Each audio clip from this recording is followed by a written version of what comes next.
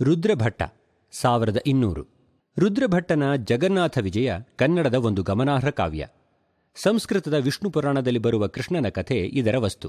ಇಲ್ಲಿಯವರೆಗೆ ಆದಿಪುರಾಣ, ಅಜಿತಪುರಾಣ, ಶಾಂತಿಪುರಾಣ ಹೀಗೆ ಜೈನ ಪುರಾಣ ಕಾವ್ಯಗಳು ಮಾತ್ರ ಇದ್ದವು.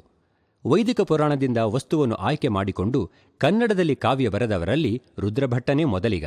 ರುದ್ರಭಟ್ಟ ಹೊಯ್ಸಳ ಅರಸುವಂಶದ ವೀರಬಲ್ಲಾಳನ ಕಾಲದಲ್ಲಿ ಇದ್ದವನು. ಆ ಅರಸನ ಮಂತ್ರಿ ಚಂದ್ರಮೌಳಿಯ ಆಶ್ರಯ ಪಡೆದಿದ್ದವನು.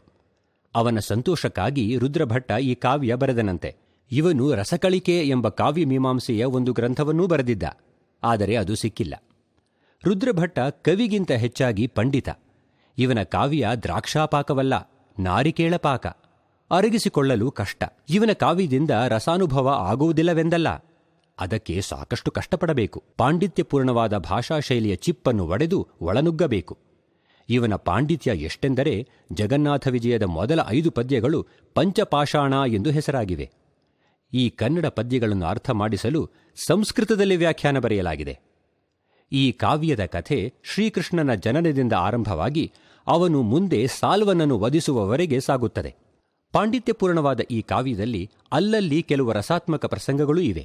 ಕೃಷ್ಣ ಬಲರಾಮರು ಮಧುರೆಗೆ ಬಂದಾಗ ಕಂಸ ಅವರನ್ನು ಕೊಲ್ಲಿಸಲು ಕಳಿಸಿದ ಕುವಲಯಾಪೀಡವೆಂಬ ಮದಿಸಿದ ಆನೆಯ ಜೊತೆ ಹೋರಾಡಿ ಅದನ್ನು ಕೊಂದು ಅದರ ದಂತಗಳನ್ನು ಇವಂ ಪಿಡಿ ಕಂಸ ನಿನ್ನ ಭಂಡಾರದೊಳ್ ಇಕ್ಕಿಸು ಎಂದು ಎತ್ತರದ ಪೀಠದಲ್ಲಿ ಕುಳಿತಿದ್ದ ಅವನ ಕಡೆಗೆ ಬೀಸಿ ಎಸೆಯುವ ಭಾಗ ಮನಸೆಳೆಯುವಂತಿದೆ. ಬೇಸಿಗೆಯ ವರ್ಣನೆ ಮಾಡುತ್ತಾ ಬ್ರಹ್ಮಾಂಡವೆಂಬ ಬಾಣಲೆಯೊಳಗಿರುವ ಹುರಿಗಡಲೆಯ ಹಾಗೆ ಬೆಟ್ಟ ಗುಡ್ಡಗಳೆಲ್ಲ ಬಿಸಿಲ ತಾಪಕ್ಕೆ ಸಿಡಿದು ಹೋಗುವುವು ಎನ್ನುತ್ತಾನೆ.